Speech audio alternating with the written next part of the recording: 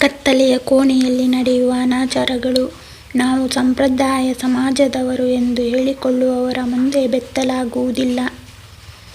ಬದಲಿಗೆ ಅದೇ ಮುಸುಕಿನ ಕೋಣೆಯೊಳಗೆ ಎಷ್ಟೋ ಮುಗ್ಧ ಹೆಣ್ಣು ಮಕ್ಕಳ ಬಾಳು ಬೆತ್ತಲಾಗಿರುತ್ತೆ.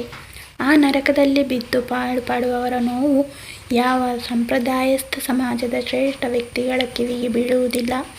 ಬಿದ್ದರೂ ಅವರು ಕಿವುಡರಾಗಿರುತ್ತಾರೆ. ಅಲ್ಲದೆ ಇದೇ ಜನರು ಅಂಥವರ ಗಿರಾಕಿಗಳಾಗಿರುತ್ತಾರೆ.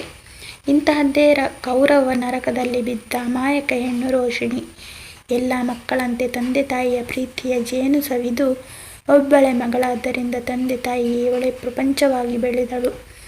ಇವಳ ಬೇಕು ಬೇಡಗಳೆಲ್ಲ ಇವಳು ಕೇಳುವ ಮುಂಚೆಯೇ ಕಾಲ ಬಳಿ ಬಂದು ಬೀಳುತ್ತಿತ್ತು. ಇವಳು ಹೇಳಿದಂತೆ ನಡೆಯಬೇಕು ಎಂದು ಅಧಿಕಾರ ಚಲಾಯಿಸಿ ಯುವರಾಣಿಯಂತೆ ಬೆಳೆದ ರೋಷಿಣಿಗೆ ಮುಂದೊಂದು ದಿನ ನೀಚ ಗಂಡಸರ ದಾಸಿಯಾಗುತ್ತೇನೆ ಎಂಬ ಕಲ್ಪನೆಯೂ ಇರಲಿಲ್ಲ. ಹಾಗೆ ಸಂಚು ನಡೆಸಿತ್ತು ಆ ವಿಧಿ. ರೋಷಿಣಿ 14 ವರ್ಷದವಳಿದ್ದಾಗ ಒಂದು ದಿನ ಅವಳ ತಂದೆಗೆ ಅಗತ್ಯ ಕೆಲಸ ಬಿದ್ದ ಕಾರಣ ಶಾಲೆಯಿಂದ ಕರೆದುಕೊಂಡು ಹೋಗಲು ಆಗದೆ ಆಟೋದಲ್ಲಿ ಬರುವಂತೆ ತಿಳಿಸುತ್ತಾರೆ. ಮನೆ ಹತ್ತಿರವಿದ್ದರಿಂದ ಇವತ್ತೊಂದು ದಿನ ನಡೆದೇ ಹೋಗೋಣ ಎನಿಸಿ ಬರುತ್ತಿರುವಾಗ ಇದ್ದಕ್ಕಿದ್ದಂತೆ ಒಂದು ಕಾರು ಬಂದು ಮುಂದೆ ನಿಂತಾಗ ಏನೊಂದೂ ತಿಳಿಯದೆ ಸುಮ್ಮನೆ ನೋಡುತ್ತಾ ನಿಂತ ಮುಗ್ಧ ಬಾಲಕಿಯನ್ನು ಕಾರಿಗೆ ಎಳೆದು ಕೂರಿಸಲು ಕಷ್ಟವಾಗಲಿಲ್ಲ ಆ ಕಟುಕರಿಗೆ. ರೋಷಿಣಿಗೆ ಏನಾಯಿತೆಂದು ಅರಿವಾಗುವ ಹೊತ್ತಿಗೆ ಕಾರು ಹೊರಟಾಗಿತ್ತು. ಬಾಯಿಗೆ ಬಟ್ಟೆ ಬಿಗಿದಾಗಿತ್ತು. ಹೆಚ್ಚು ಶ್ರಮವಿಲ್ಲದೆ ಸಿಕ್ಕ ಬೇಟೆಯಿಂದ ನಿರಾಳರಾಗಿದ್ದರು ಆ ಪಾಪಿಗಳು. ಇವಳ ಜೊತೆಗೆ ಇನ್ನೊಬ್ಬರನ್ನು ಹೀಗೆಯೇ ಅಪಹರಿಸಿ ತಂದದ್ದು ಹೊರ ರಾಜ್ಯದ ಒಂದು ಗಲ್ಲಿಗೆ. ಮೂವರನ್ನು ಎಳೆದು ತಂದು ಹೊಡೆದು ಬಡಿದು ಬೆತ್ತಲಾಗಿಸಿ 4 ಜನ ಬಂದು ಹಣ್ಣು ವಸ್ತುಗಳನ್ನು ಹರಾಜು ಹಾಕುವಂತೆ ಹರಾಜು ಹಾಕಿ ಕೊಂಡುಕೊಂಡು ಹೋದರು. ಹೆಣ್ಣನ್ನು ಸಹ ಒಂದು ಹಣ್ಣಿನಂತೆ ನೋಡುವ ಕಾಮಕ್ರಿಮಿಗಳು ಚಿಕ್ಕ ವಯಸ್ಸಿನ ಹೆಣ್ಣು ಮಕ್ಕಳಿಗೆ ಕೊಂಚ ಹೆಚ್ಚು ಹಣ ನೀಡಿ ಕೊಂಡುಕೊಳ್ಳುತ್ತಾರೆ. ಇವರನ್ನು ಅಪಹರಿಸಿ ತಂದ ತಲೆ ಹಿಡುಕರಿಗೆ ಹೆಚ್ಚಿನ ಲಾಭವಾದ್ದರಿಂದ ಇನ್ನು ಮುಂದೆ ಇದೇ ವಯಸ್ಸಿನ ಹೆಚ್ಚು ಮಕ್ಕಳನ್ನು ಅಪಹರಿಸಬೇಕೆಂಬ ಕೆಟ್ಟ ಉತ್ಸಾಹದಿಂದ ತೆರಳುತ್ತಾರೆ. ತಂದೆ ತಾಯಿಯರು ನಮ್ಮ ಮಗಳು ಹಣಕ್ಕಾಗಿ ಅಪಹರಿಸಲ್ಪಟ್ಟಿದ್ದಾಳೆ ಎಂದು ತಿಳಿದು ಪೊಲೀಸರಿಗೆ ದೂರು ನೀಡಿ ಕಿಡ್ನಾಪರ್ ಫೋನಿಗಾಗಿ ಕಾದು ಕಾದು ದಿನವೂ ಪೊಲೀಸ್ ಠಾಣೆಗೆ ಅಲೆದು ಸಾಕಾದರೂ ಮಗಳ ಸುಳಿವೇ ಇಲ್ಲ. ಇತ್ತ ಬಾಲಕಿಯರ ಪಾಡು ದೇವರಿಗೆ ಪ್ರೀತಿ.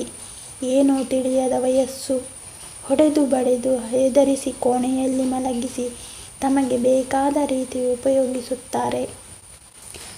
ಅಲ್ಲಿಗೆ ಬರುತ್ತಿದ್ದ ಕೆಲವು ಪಾಪಿ ಗಂಡಸರು ಆಕೆಯನ್ನು ಒಬ್ಬಳು ಮನುಷ್ಯಳಂತೆ ಕಾಣದೆ ತಮ್ಮ ಚಪಲ ತೀರಿಸುವ ವಸ್ತುವಂತೆ ಕಂಡು ಇಷ್ಟ ಬಂದಂತೆ ನಡೆಸಿಕೊಂಡು ಮೃಗಗಳಿಗಿಂತ ಕಡೆಯಾಗಿ ಎರಗುತ್ತಿದ್ದರೆ, ಇನ್ನು ಕೆಲವರು ಕುಡುಕರು ಸಿಗರೇಟು ಆರಿಸಲು ಆಕೆಯ ದೇಹದ ಭಾಗಗಳನ್ನೇ ಆ್ಯಶ್ ಬೋರ್ಡ್ ರೀತಿ ಬಳಸಿಕೊಳ್ಳುತ್ತಿದ್ದರು. ಆಗಷ್ಟೇ ಆ ನರಕ ಸೇರಿದ ಚಿಕ್ಕ ವಯಸ್ಸಿನ ಬಾಲಕಿಯರ ಮೇಲೆ ದಿನದಲ್ಲಿ ಲೆಕ್ಕವಿಲ್ಲದಷ್ಟು ಬಾರಿ ಅತ್ಯಾಚಾರ ನಡೆಯುತ್ತಿತ್ತು. ಒಮ್ಮೊಮ್ಮೆ ದಾರಿಯಲ್ಲಿ ಭಿಕ್ಷುಕರು 4-5 ದಿನಗಳ ಮೇಲೆ ಅನ್ನ ಕಂಡ ತಕ್ಷಣ ಹಾರಿ ಬಿದ್ದು 10 ಮಂದಿ ಹೊಡೆದಾಡಿ ತಿನ್ನುವಂತೆ ಇವರ ಮೇಲೆ 10 ಮಂದಿ ಒಂದೇ ಬಾರಿಗೆ ಎರಗುತ್ತಿದ್ದರು.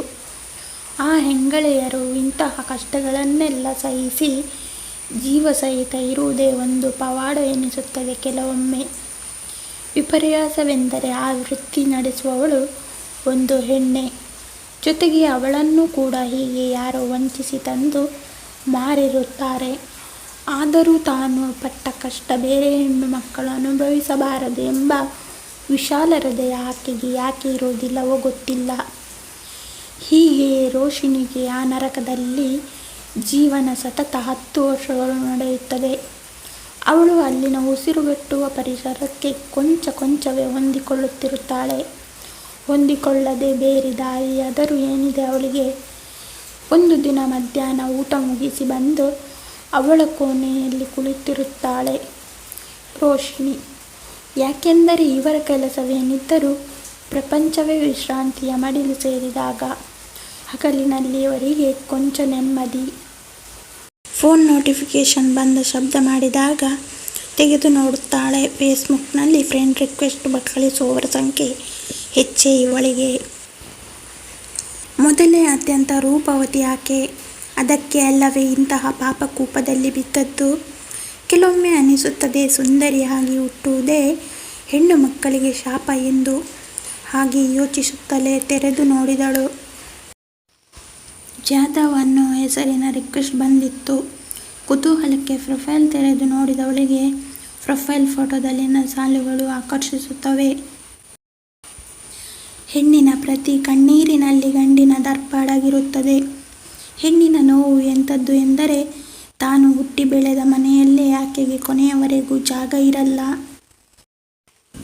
ಎಂಬ ಸಾಲುಗಳನ್ನು ನೋಡಿ ಆಕರ್ಷಿತಳಾಗಿ ರಿಕ್ವೆಸ್ಟ್ ಆಕ್ಸೆಪ್ಟ್ ಮಾಡುತ್ತಾಳೆ. ಫೇಸ್ಬುಕ್ನಲ್ಲೇ ಪರಿಚಯವಾಗಿ ಪರಿಚಯ ಸ್ನೇಹವಾಗುತ್ತದೆ. ಅವನ ಸ್ನೇಹ ಅವಳಿಗೆ ಮರುಭೂಮಿಯಲ್ಲಿ ಸಿಹಿ ನೀರಿನ ಬಾವಿ ಸಿಕ್ಕಷ್ಟು ಖುಷಿ ಕೊಡುತ್ತದೆ. ಹೀಗೆ ದಿನಗಳುರುಳುತ್ತಿರುವಾಗ ಒಂದು ದಿನ ಜಾಧವ್ ತನ್ನ ಮನದ ಬೇಗುದಿಯನ್ನು ಅವಳೊಂದಿಗೆ ಹಂಚಿಕೊಂಡ. ನಿನ್ನ ಫೋಟೋ ನೋಡಿದ ದಿನವೇ ನನ್ನ ಮನಸ್ಸು ನಿನ್ನೆಡೆಗೆ ಜಾರಿತು. ನಿನ್ನನ್ನು ಅರೆಗಳಿಗೆಯೂ ಬಿಟ್ಟು ಬಾಳಲು ನನ್ನಿಂದ ಆಗದು. 7 ಜನ್ಮಗಳಿವೆಯೋ ಇಲ್ಲವೋ ನನಗದು ಗೊತ್ತಿಲ್ಲ. ಆದರೆ ನಾನು ಜನಿಸುವ ಪ್ರತಿ ಜನ್ಮಕ್ಕೂ ನನ್ನ ಮನದೊಡತಿ ನೀನೇ ಎಂದು ಪ್ರೇಮ ನಿವೇದನೆ ಮಾಡಿದ. ತನ್ನಲ್ಲೂ ಸ್ನೇಹಕ್ಕೂ ಮಿಗಿಲಾಗಿ ಏನೋ ಸಂಬಂಧ ಚಿಗುರೊಡೆತಿದೆ ಎಂಬ ಅನುಮಾನ ಬಂದಿದ್ದೆ ರೋಷಿಣಿ ತಡ ಮಾಡದೆ ಒಂದು ದಿನ ತನ್ನ ಪರಿಸ್ಥಿತಿ ವೇಶ್ಯಾವಾಟಿಕೆ ಎಂಬ ಭೂಲೋಕದ ನರಕದಲ್ಲಿ ತಾನು ಅನುಭವಿಸಿದ ಕಷ್ಟ ಎಲ್ಲವನ್ನೂ ಜಾಧವ್ ಬಳಿ ಹೇಳಿಕೊಳ್ಳುತ್ತಾಳೆ. ಜಾಧವ್ ಕೊಂಚ ವಿಚಲಿತನಾದರೂ ನಂತರ ಆಕೆಯ ಪರಿಸ್ಥಿತಿಗೆ ಮರುಗಿ ಅವಳು ಪಟ್ಟ ಪಾಡು ನೆನೆದು ತನ್ನೊಂದಿಗೆ ಇಷ್ಟು ದಿನ ನಗುನಗುತ್ತಾ ಮಾತಾಡುತ್ತಿದ್ದ ತನ್ನ ಜೀವದ ಗೆಳತಿಯ ಒಡಲ ಬೇಗೆಯನ್ನು ತಣಿಸುವ ರೀತಿಯಾಗಿ ತಡಕಾಡಿದ. ನಂತರ ಏನೋ ಯೋಚಿಸಿ ಆ ನರಕದಿಂದ ನಿನ್ನನ್ನು ಪಾರು ಮಾಡುವನೆಂಬ ಭರವಸೆ ನೀಡಿ ಸ್ವಲ್ಪ ಸಮಯ ಅವಕಾಶ ಪಡೆದು ಕರೆ ಕಡಿತಗೊಳಿಸಿದನು. ನಂತರ ಕೆಲವು ದಿನಗಳು ಆತನಿಂದ ಫೋನ್ ಮೆಸೇಜ್ ಬರುವುದೇ ನಿಂತವು. 1-2 ವಾರ ನೋಡಿ ಇವನು ನನ್ನಿಂದ ದೂರಾಗಲು ಸಮಯ ಕೇಳಿದ. ಅಷ್ಟಕ್ಕೂ ಸತ್ಯಾಂಶ ತಿಳಿದ ಯಾರು ತಾನೇ ನನ್ನನ್ನು ಮದುವೆಯಾಗಲು ಬಯಸುತ್ತಾರೆ ಎಂದು ತನಗೆ ತಾನೇ ಸಮಾಧಾನ ಮಾಡಿಕೊಂಡು ಅವನ ನೆನಪಿನಲ್ಲೇ ಜೀವನ ಕಳೆಯಲು ನಿರ್ಧರಿಸಿ ಒಳಗೆ ಬಂದವಳಿಗೆ ಆಶ್ಚರ್ಯ, ಸಂತೋಷ, ಗಾಬರಿ ಎಲ್ಲ ಒಟ್ಟೊಟ್ಟಿಗೆ ಆಗುತ್ತಿದೆ. ಹೌದು, ಅಲ್ಲಿ ಅವಳ ಜಾಧವ್ ಬಂದು ನಿಂತಿದ್ದ. ಸಾಮಾನ್ಯ ಮನುಷ್ಯನಾಗಿ ಅಲ್ಲ, ಉನ್ನತ ಪೊಲೀಸ್ ಅಧಿಕಾರಿಯಾಗಿ. ಸಾಮಾನ್ಯ ಮನುಷ್ಯರಿಗೆ ಆ ಭದ್ರಕೋಟೆಯಲ್ಲಿ ನುಸುಳಲು ಆಗುವುದೇ? ಖಂಡಿತ ಇಲ್ಲ. ನೋಡಲು ಫೋಟೋದಲ್ಲಿರುವುದಕ್ಕಿಂತ ಆಕರ್ಷಕ ಅಂದ, ನೀಲ ನಿಲುವು, ಪೊಲೀಸ್ ಉಡುಪಲ್ಲಿ ಇನ್ನೂ ಚಂದವಾಗಿ ಕಂಡ ಆಕೆಗೆ ಎದೆಯ ಮೇಲೆ ಜಾಧವ್ ನಾಯಕ್ IPS ಎಂದು ಬರೆದ ನೇಮ್ ಪ್ಲೇಟ್ ನೋಡಿ ಏನೋ ರೋಮಾಂಚನ ಆಗುತ್ತಿತ್ತು ಅವಳಿಗೆ. ಅವನ ಭರವಸೆಯಂತೆ ರೋಷಿಣಿಯನ್ನ ಆ ಕೆಟ್ಟ ಪ್ರಪಂಚದಿಂದ ಹೊರಗೆ ಕರೆದುಕೊಂಡು ಬಂದು ತನ್ನ ಪ್ರಪಂಚವೇ ಅವಳಾಗಿಸಿಕೊಂಡ.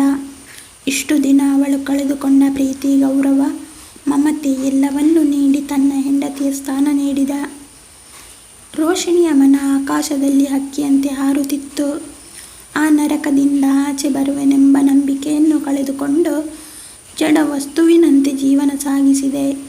ಆದರೆ ಇಂದು ಹಿಂದೆಂದೂ ಕಂಡಿರದ ಒಬ್ಬ ಉತ್ತಮ ವ್ಯಕ್ತಿಯನ್ನು ಕಾಣುವ ಅದೃಷ್ಟ ಒಲಿದು ಬಂದಿದೆ. ತನ್ನ ದೇಹ ಸುಖಕ್ಕೆ ಆಸೆ ಪಡದೆ, ನೋಡಿದೊಡನೆ ಬೇರೆಲ್ಲೂ ದೃಷ್ಟಿ ಹರಿಸುವ ಕೆಟ್ಟ ಗಂಡಸರ ಗುಂಪಿಗೆ ಸೇರದೆ, ಕಣ್ಣಲ್ಲಿ ಕಣ್ಣಿಟ್ಟು ಮಾತಾಡುವ ನನ್ನ ಗಂಡ ನಿಜಕ್ಕೂ ಉತ್ತಮರಲ್ಲಿ ಉತ್ತಮ. ನಿನ್ನ ಪ್ರೀತಿಯೊಂದಿರೆ ಜಗವನ್ನೇ ಗೆಲ್ಲುವೆನೆಂಬ ಉತ್ಸಾಹ ತುಂಬಿದೆ ನನ್ನಲ್ಲಿ.